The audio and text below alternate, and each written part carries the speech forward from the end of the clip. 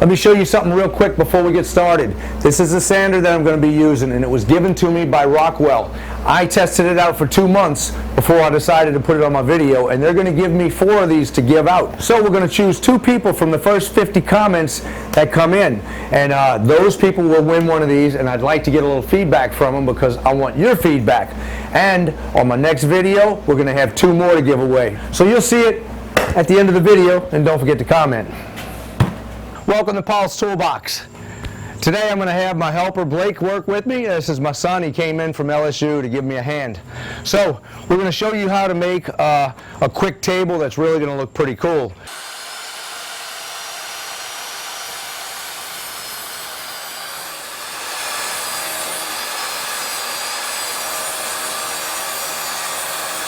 If you notice, Blake has earplugs in and wearing glasses. That way you protect your ears and your eyes when you're doing this. Now, when you're making these cuts, don't ever take your palm on top of this and push. Because if you take and try to push it from up here and you slip, you're going to cut your arm off or your hand off. You always take the edge of the board right here and push. I'll take one hand down here and guide it just like Blake did. And when I get to this point, I'll push it this way. If my blade is close to the edge, I'll take my push stick and I'll use that to finish it off. Always keep yourself away from that blade.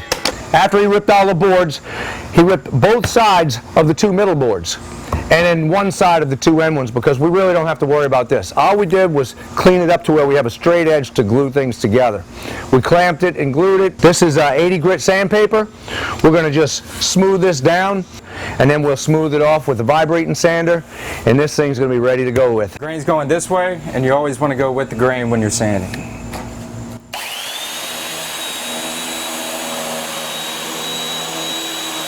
I want to round off these edges a little bit.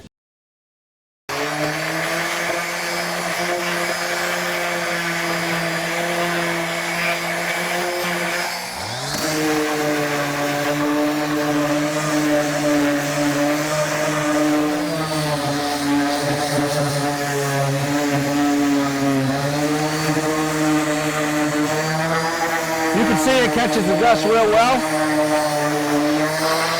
I'm not having dust all over the place, and I'm not using a vacuum.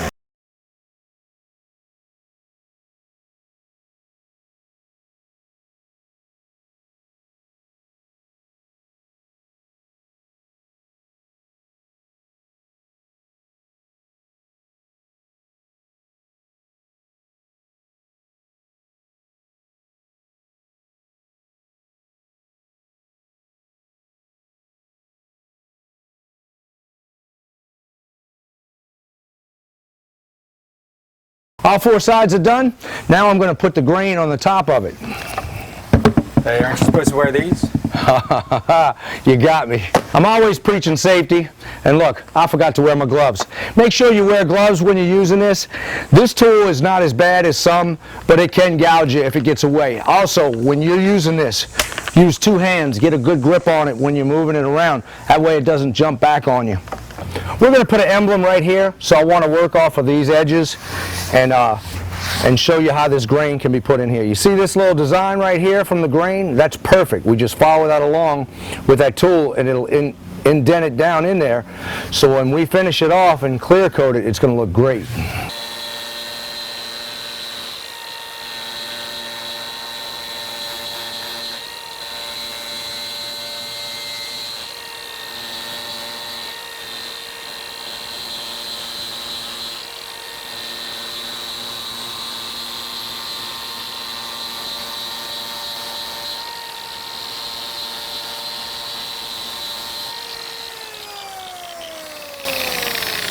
Now this makes it easier because I have grain in there already and all I have to do is follow it. But if you don't have any grain, if it's a plain piece of wood, you can just make up your own grain. I've done that before and it comes out nice.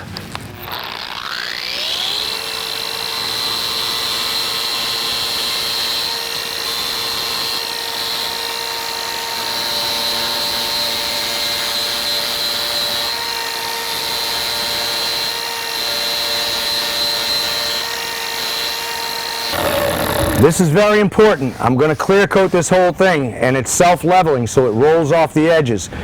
Don't take this grain and go into the side right here, because when you fill it up, this will just roll right off and this will stay as a cavity. It will not fill up. So you want to make sure this is like a pond. It puddles up in there.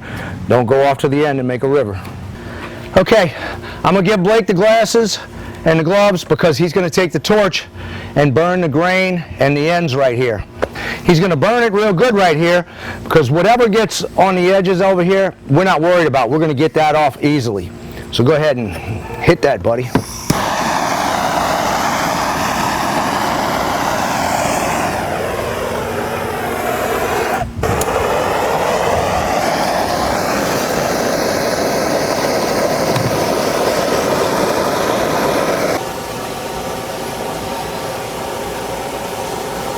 MAP gas is much better for this, or if you don't mind spending the extra money, it's much hotter. So it's going to burn it much faster.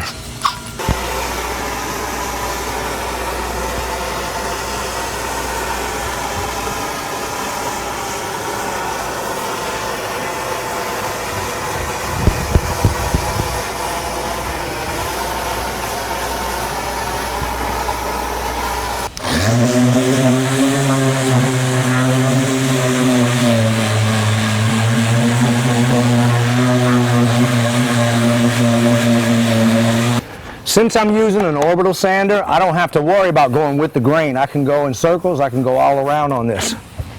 Remember when I said I didn't want to go into these grooves with these because that top coat will just flow right out. What we're going to do is we're just going to burn that and make it kind of match.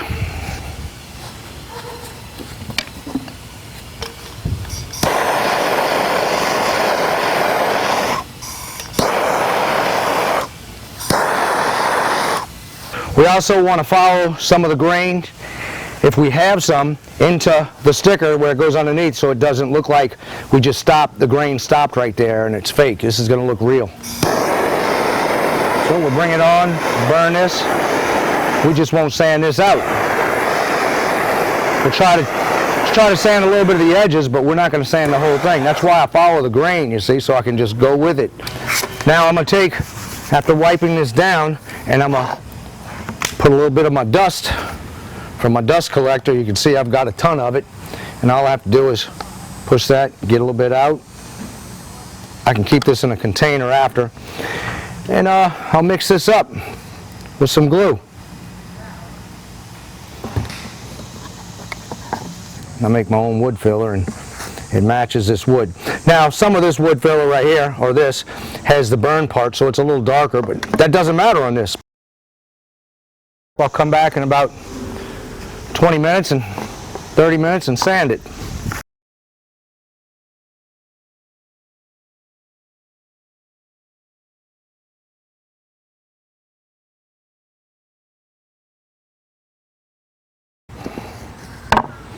Take this, put it in the palm of my hand, just roll it around. Now I can take it all in bigger cracks and fill them up. You see how well it collects? This thing's totally full, and I'm going to take it and just pour it right in here. I love this tool when it comes to doing stuff like this because it really makes it easy. You just pop this up and you pour it out. I love it. One more thing I want to show you.